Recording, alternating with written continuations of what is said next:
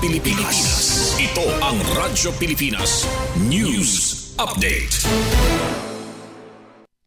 Siring sa ombudsman, iuli tanan nga ginkurakot antes ang plea bargain. Sa detalye,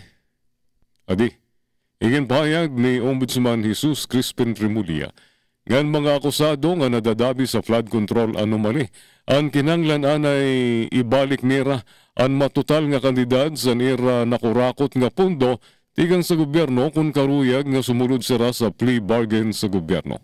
Ang plea bargaining ano sa nga proseso sa tanan nga kaso kriminal sugad sa pangawat, drug case o murder case kundi ang akusado piskal ang pwede magka-uruyon ngan may pagtugot nga aminon ang paratang nga kaso para mapahamubo ang sentensya.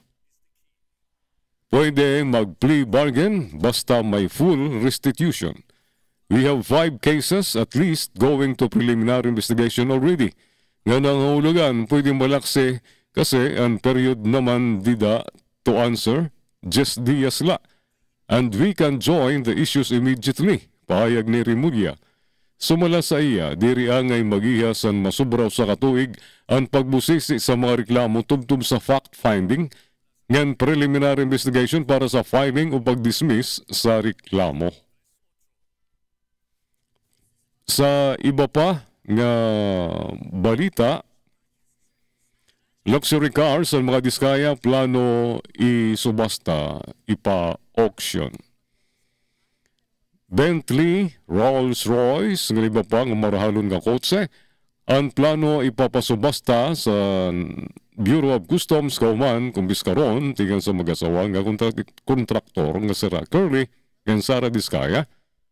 Nga ginlalauman na abot na sa 200 milyones pesos antes mapalya nga pamatud-an nira nga legal nga naisulod nga nabaydan sa buhis ang mga sarakyan.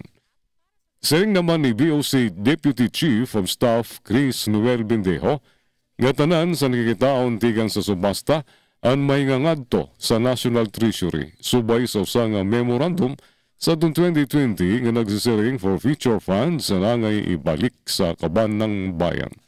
May 17 pangasarakyan nga panag-ialiwat daw sa mga diskaya ang ginimbestigaran sa BIR tungod sa mga posibleng irregularidad sa ira tax declarations. Amaduato News Update, Jean Navilon, Iyutag Notisya.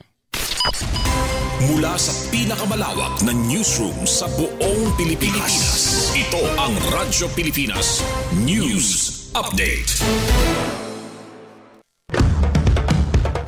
Ito ang Presidential Broadcast Service. Radyo Pilipinas. Radyo Publiko ng bagong Pilipinas para sa bagong Pilipino. Naghahatid ng mahahalagang balita at impormasyon.